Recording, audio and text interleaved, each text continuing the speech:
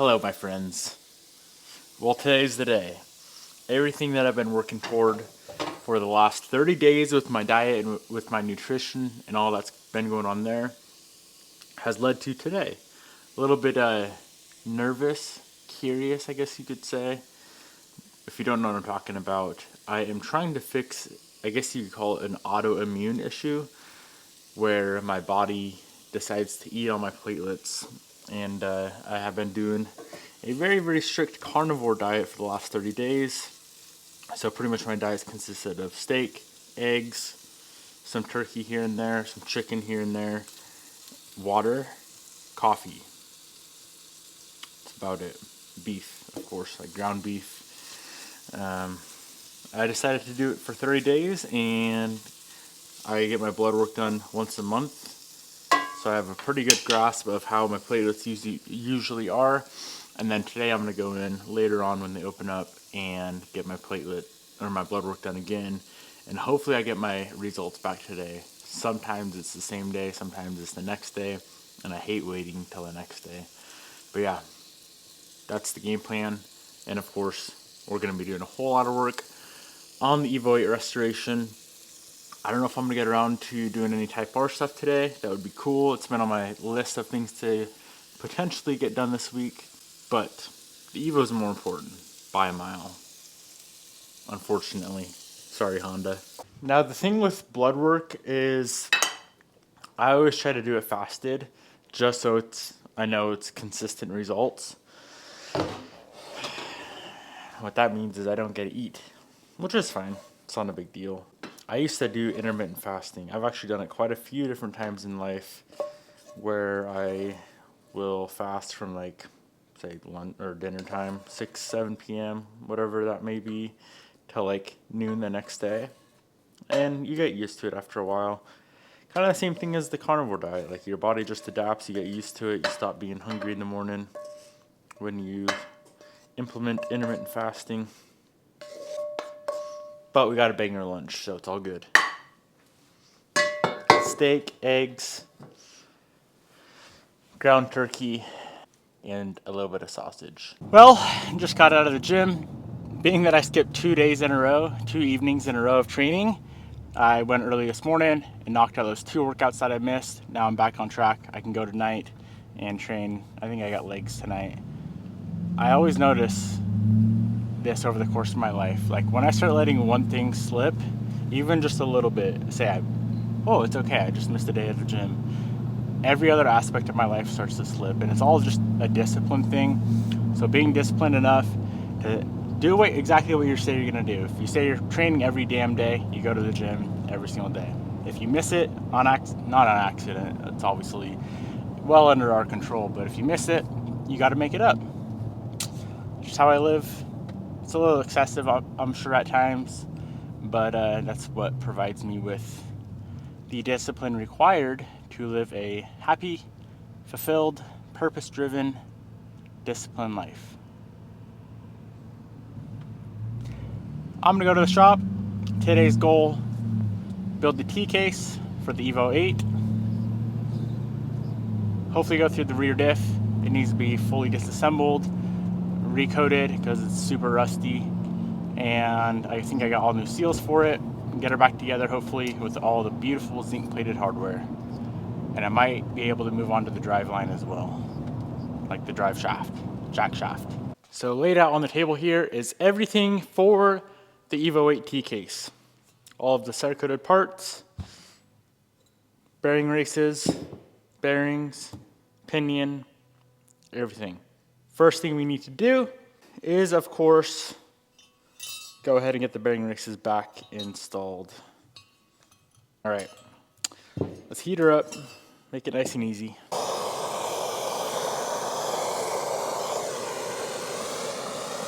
Out. Don't forget, we have a shim. Not warm enough? Yeah, it's pretty thick aluminum. Let's keep her going.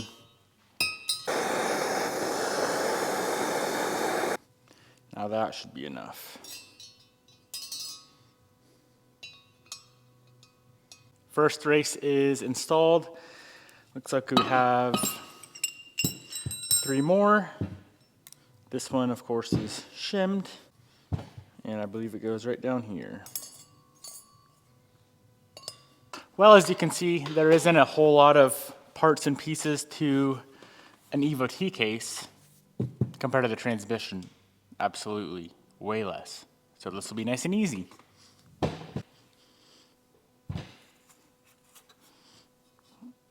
These things have been sitting out for a while, so they're gonna get a bit of oil. Okay.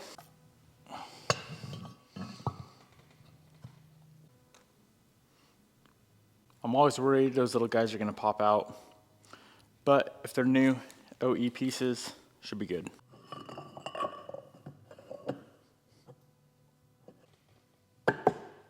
Alrighty, let's shuffle through and find all the appropriate bolts.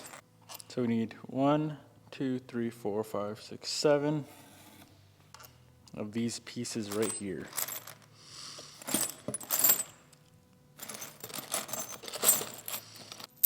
Bam. Got the 7 bolts that we need.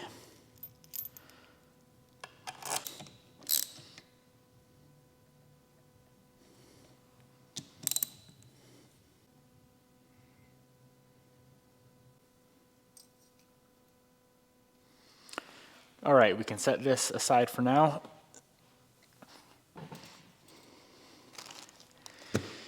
And go ahead and get this assembled.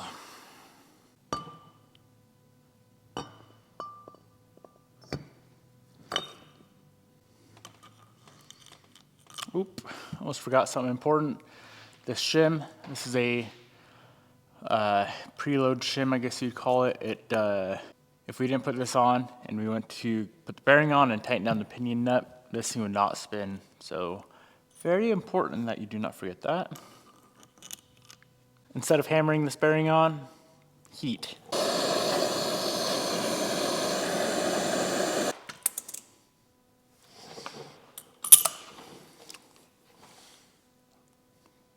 Easy money. So the last thing we're gonna do is tighten this nut, but that's later on. So now we can take this piece and set it up on here.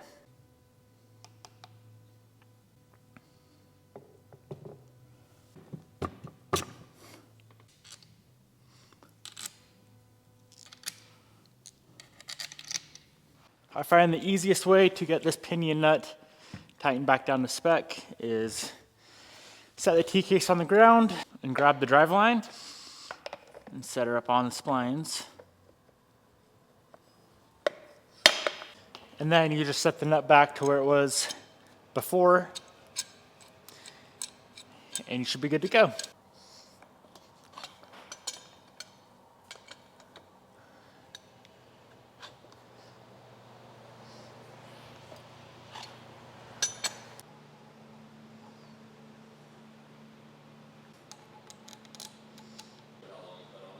Yeah. So all we have left is this seal that goes here, O-ring that goes there. Now when this thing goes back together, connecting to the trans, there's a tiny O-ring that goes right there. Can't put that on yet. And then the axle seal and the inspection plate. Moving right along, going smooth. I like when things go smooth.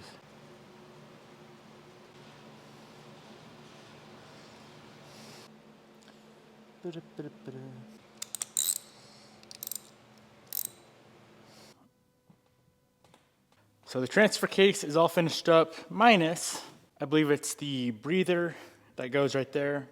I dropped that off with all of the other parts as zinc plating, and unfortunately it's not in either box, so somewhere along the line it got lost, not a big deal.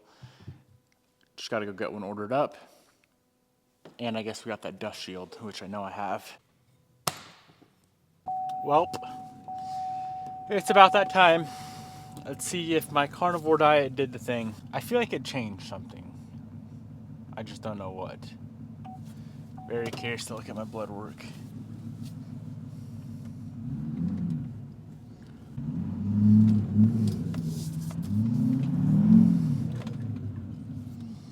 Well, I got the blood drawn and then went to go order this piece right here.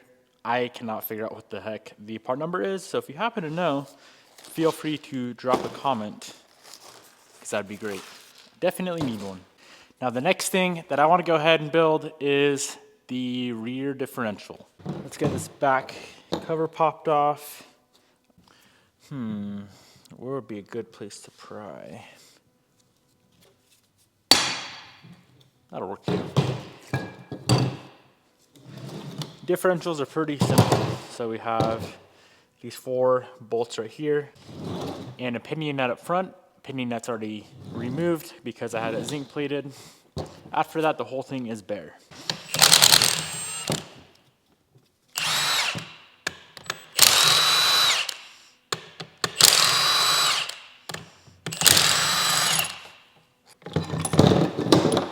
Now, as you can see, there is a shim on each of the races.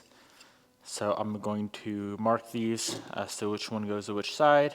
They very well could be the same, but I'm not so sure they are.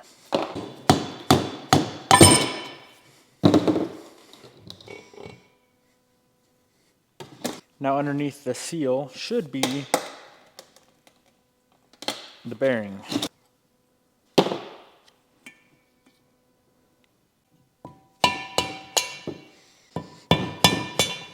Alrighty, let's go ahead and get these old girls cleaned up. All this grease off, all the dirt off, RTV, oil, everything.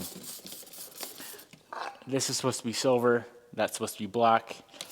So we will be doing Cerakote and a little bit of powder coat real quick, just to make these things nice and new looking.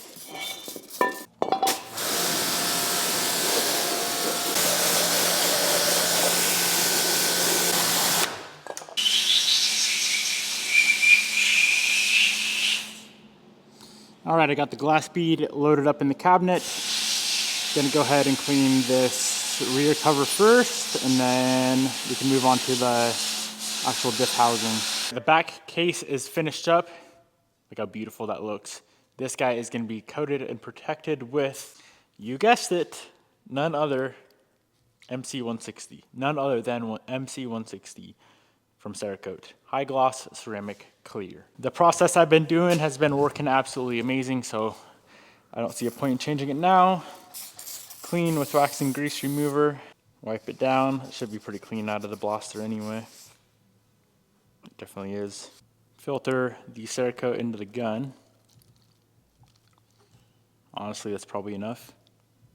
And we'll be spraying 2 coats at 30 psi.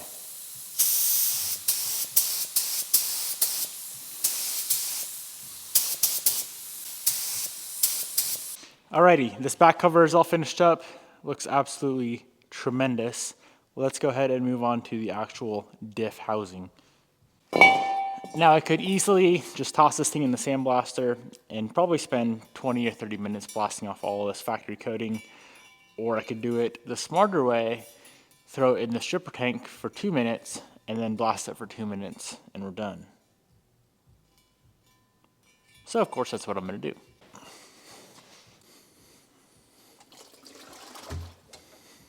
Okay, yeah, this stuff is nasty. I always get comments or DMs about this. This is called rim strip. I know there's other brands, but that's the brand that I use. You can see all the powder or the paint, whatever it is all bubbled up. If you just take a little bit of water, you can see all the paint just pretty much falls off. And it'll be down to a bare chunk of steel. Gonna toss her in the oven just to evaporate all the water, then we can hit the blaster and get this thing powder coated. Exciting stuff. I still have the glass media in here. I'm not sure if that's gonna be aggressive enough. Should be. I really do not feel like swapping out the media right now. But it looks like this will pull out rust off just mighty fine. Oh yeah, that'll work good.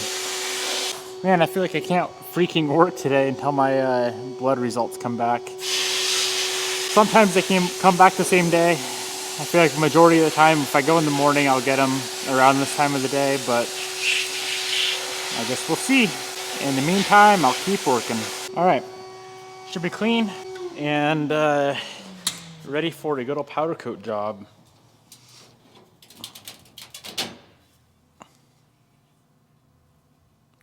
Beautiful. Quick and dirty masking job.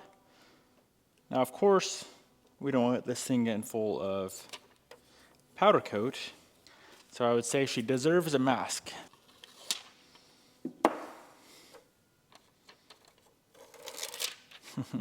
Let me wipe that gasket surface down because it's not wanting to accept any tape. That's definitely one of the nice, or I guess the main nice thing with Cerakote versus powder, as you guys just saw, you don't have to mask off any of the threads. Like, you don't need to mask anything with Cerakote, whereas if we powder coated this piece, each one of these holes, every single thing would have to be masked off, otherwise we would not have any threads left. But then again, I do prefer powder in some instances. It's definitely less toxic, and if you get overspray on like a car, it just blows off, whereas Cerakote, it's pretty much stuck on there for life. So both have their positives and negatives for sure. Okay, everything's plugged off. This thing's going back in the oven for the gas out phase. 30 minutes at 400 degrees is what I do. I am sleepy. Sleepy boy. Powder of choice is a very nice, let's call it a matte black or a satin black called Blackjack from Prismatic Powders.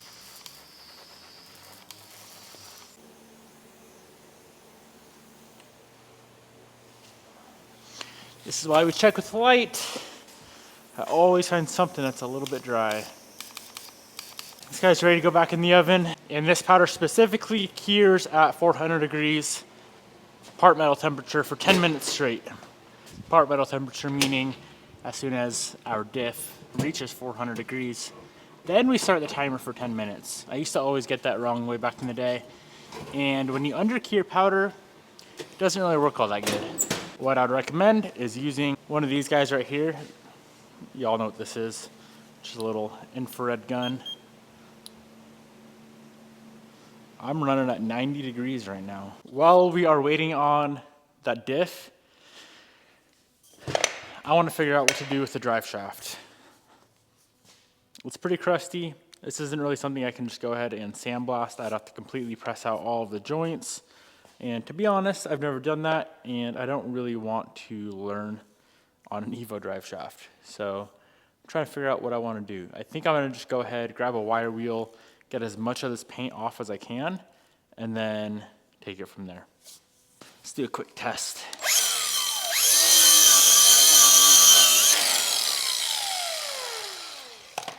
All right, let's do her. First section's all finished up. I think to clean, I'm just gonna degrease, pressure wash, and blow them off with compressed air, and then hose them down with wax and grease remover. But before that, we got a ways to go. I wish I could just sandblast this. That'd be nice. I can feel it. I'm starting to get a little bit carried away. I'm just gonna see about pulling some of this stuff off. I really want to make these nice.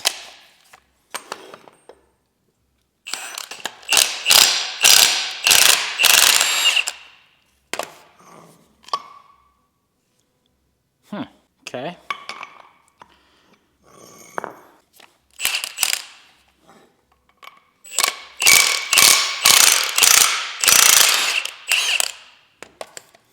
I'm gonna mark everything, because I don't know if they're balanced before the flange or after the flange, but I want to be safe. I guess I should say I don't know if they're balanced with the flange or without the flange.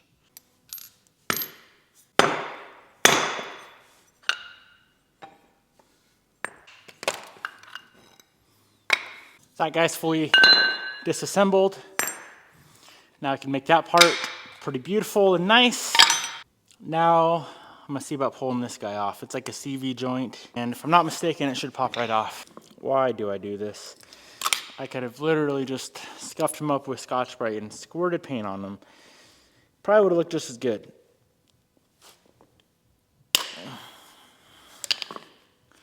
but I'm having fun. A drive line or drive shaft is something I've never torn apart before, so getting the opportunity to pull it apart is exciting me. Let's see about pressing it out. Might be the move.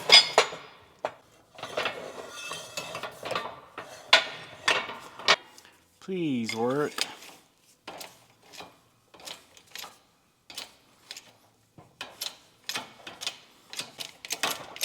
Like butter.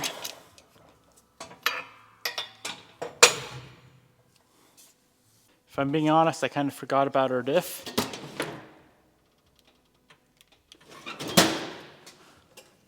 I'm gonna go call that a day. So it's been in there for a while. It's probably overbaked a little bit. I'd rather have that than underbaked. This thing comes apart pretty much like a CV joint in an axle. So, with that being said, we may as well just pull it apart, get everything cleaned up, get it re-greased at minimum, at maximum get it re-finished. Damn it. Why am I like this? I literally think I have a actual serious mental issue. This is how everything is. So here's the shafts. Everything is torn off. There's not a single speck of paint on here. I took the chance and dunked these real quick in the powder coat stripper, which, if you guys know, powder coat stripper pulls powder off fast. It really pulls paint off fast. So just a quick dunk in there. Of course, I didn't want them soaking with the U-joints in there. So those are completely stripped down, but not only that, everything else is completely stripped down as well. The only other thing we could do is press out the U-joints. They are an unserviceable U-joint from what I understand. There's no circlip, they're pressed together. Here's the, I guess you'd call them hubs. And I don't know why I'm like this. I'm feeling like to owe it to the car, we're already so deep into this drive shaft that I have to get these zinc coated. The carrier bearings are supposed to be zinc coated as well. And if we could figure out, I haven't really looked at it much, but if we could get the actual bearings out of here, because these things are nasty. If I could get these bearings out, I'll most likely move forward with dropping these guys off at zinc to get done. So let's try. You know, after looking at the carrier bearings for about 2 seconds, I don't feel comfortable hammering stuff apart.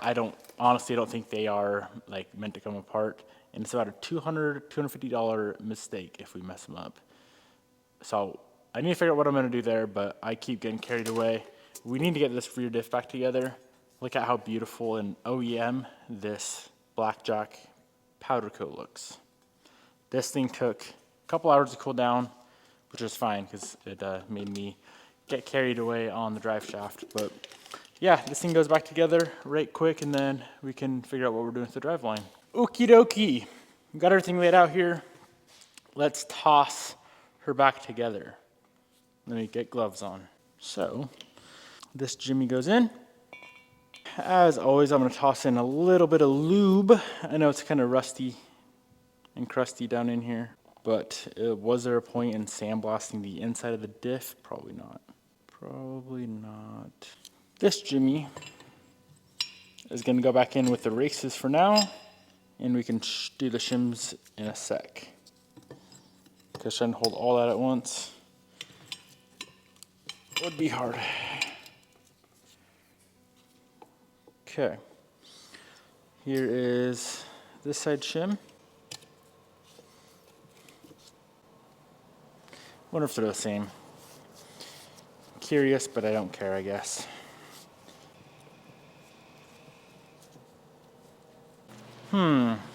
All might have to go in together. Okay, that wasn't so bad. Now the caps go on. You know, I got called out by one of you guys for not torquing stuff down with the torque wrench. And I just want to let you know, whoever it was, I forget your name, but I appreciate it. Thank you for holding me accountable. So I did go through, I went back through on the trans and the T case All that was kind of like minor stuff, just the housing bolts, and I got all that torqued down. Of course, stuff like this, these bearing cap bolts, important. What? What'd you die on me, homie? Might need some batteries. Anywho, these bearing cap bolts go to 27 foot-pounds. Okay. Let me get my other torque wrench out. Not gonna lie, I really like the sound of the click anyway over the beep.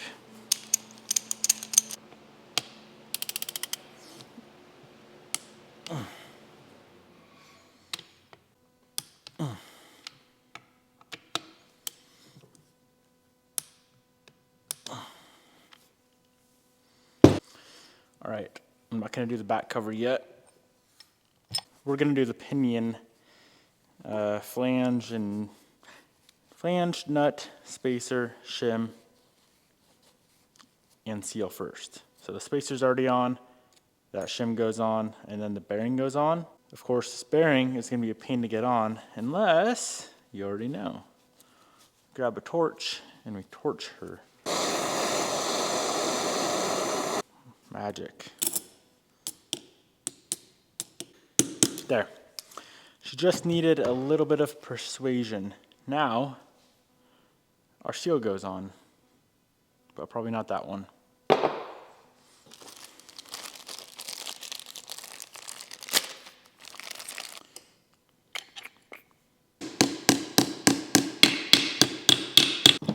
Call that a day. Now, the flange goes on. Our beautiful recoated flange.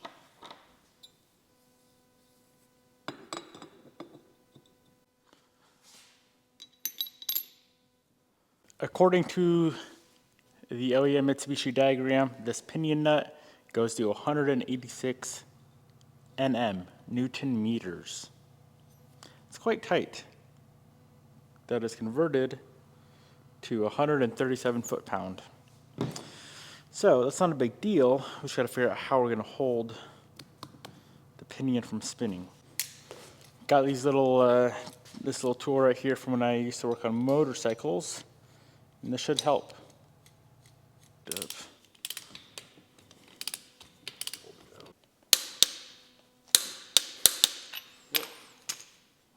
And it spins like butter. Wow. Pretty much the last thing is the cover. The sealant of choice, of course, is the 1217H 3 bond in the caulking gun. Unfortunately, my mic died, is what it is, but the diff is done. Bolts went to 26 foot-pound, or 26.4 foot-pounds, and this thing turned out absolutely amazing. Now, check this out. Check out our drivetrain parts. Man, oh man, these things are absolutely beautiful. Rear diff, ready to go, ready to drop in and rip. T-case, ready to go, ready to drop in and rip. Transmission. I don't need to say it again, because you already know. Could not be more pleased. Now maybe if we could get the body, the shell of the car to match the quality of the components that we're putting out these days, we might achieve my goal of having, I don't know man, I've seen some really, really nice Evos out there. It'd be sick to have the world's nicest, but I mean, I'm not doubting myself, I'm just saying, I don't know what other people are capable of. If I can do it, I know other people can do it. And I know other people can do it better than me. But these parts do look very, very nice. How am I ever supposed to drive this car? I thought about the drive shaft a little bit, and I've concluded that I want to make it nice. I was initially going to just rattle can the shafts, rattle can the hubs and whatnot, throw it back together. But it's already apart. It actually did take quite a bit of time to pull it apart that much, so I figured while it's apart, we may as well just do it to the standard that we're doing everything else. Because if I just painted it and I didn't do the proper coloring, the zinc and whatnot that I wanted to do, when I hold it in my hand and I say, is this the nicest this part can be? The answer would be no. So, I guess that means we have to try and make it the nicest that part can be. And if I do that with every single part of this whole entire build, then I'll be satisfied. Which is very, very time consuming. I keep feeling like I should get more done each day, but this morning, I don't know why, I was up out of bed at 3:30 maybe. Edited this morning, I was at the shop pretty freaking early. Worked all day, and it feels like I didn't get enough done.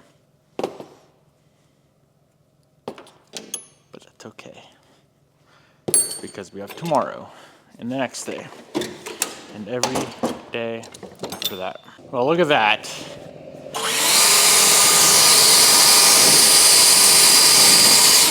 That snow I said we would never get, finally came.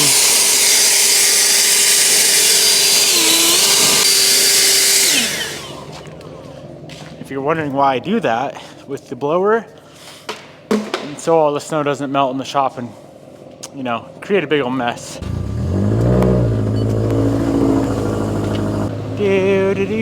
Hopefully I can push this clunker on ice. Oh man, it is a literal ice rink out here.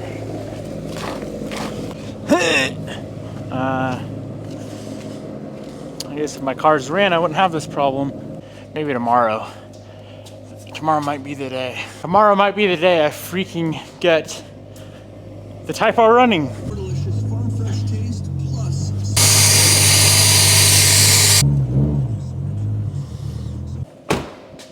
Gym time number 2. And still no freaking blood work. Overall solid day. I know I was saying earlier that I feel like I could get more done, but if there's one thing I've learned while trying to build nice cars, or really do anything to the best of your ability, is it takes a lot of time. If I was just to go through, like my builds back in the day were nice, but they were just, okay, let's pull this thing apart, grab like bottle of degreaser and degrease everything, pressure wash everything, let it dry, put it back together. And there ain't nothing wrong with that, but at the level that I'm trying to do things at right now, yeah, it's probably, depends on the part, but I would say at minimum 10 times the amount of time, 10 times the amount of effort, 10 times the amount of, oh, sorry, almost said, hell yeah. 10 times the amount of freaking everything to do stuff to the best of your ability, and that's okay. That guy was in Bernie's with me. So yeah, overall, solid day. Diff done, T-case done. Unfortunately, I did have a little minor incident with the powder coat strip tank. There was some remaining powder coat stripper on one of the gloves up top, because these gloves run from like your fingers to here, and there was some on up here, and I put it on. Like 2 seconds later, I felt my biceps, like the skin on my bicep burning, and sure enough, I don't know if you guys will be able to see it, but you know, if you got a chemical that takes off powder coats, it takes off your skin pretty good too. So it's not the first time I've had an incident with that freaking tank. You know, I was trying to be careful too, like literally putting on the gloves to not get any on me is what got some on me. Other than that though, what a beautiful day. Hope you guys enjoyed. Thank you for watching. If you didn't enjoy, I don't know what to tell you. But if you did enjoy, I appreciate you. Have a great night.